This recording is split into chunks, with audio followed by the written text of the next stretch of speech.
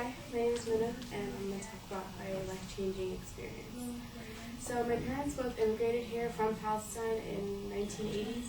I don't know the exact year, but around that time. My dad came with intentions to leave behind a war-torn country that he had been raised in, and my mom came to leave behind the strict conservative and sexist ideologies that she grew up with her entire life.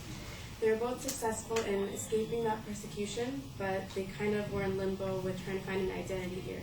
They wanted to assimilate with keeping their roots, and that eventually followed down to me, so I was kind of, trying to find myself as well.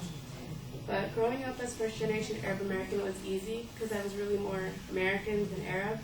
I just spoke Arabic, but that was the extent of what I knew about my culture. My parents never really gave me any insight because they wanted to shelter me from all the poverty and the war that was going on from where they had come from.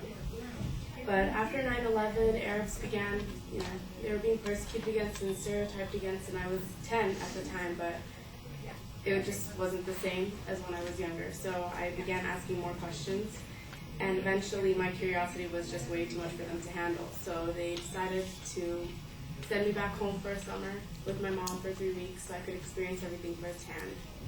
And it was surreal. I met so many people. Most of them were related to me. I had no idea I had so much family over there. And the remarkable thing about all of them was they were so happy even though they had so little. I just had never seen so much poverty in my life. There were buildings demolished, they were barely being held together, families sorting through rubble of their old homes.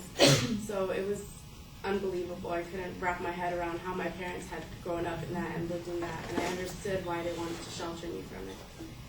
So there were even bullet holes in my cousin's bedroom window, and he used 5, so that was kind of shocking to me.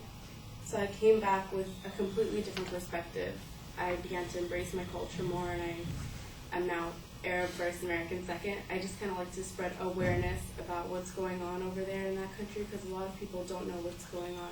I mean, many people have heard of Palestinian-Israeli conflict, but they don't know, both sides.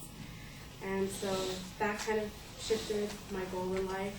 I now want to be a civil rights attorney and fight for rights of people who have suffered as a result of wars, not only in the Middle East, but all over the world. And hopefully we can see peace in that region and other places of the world. So, thank you.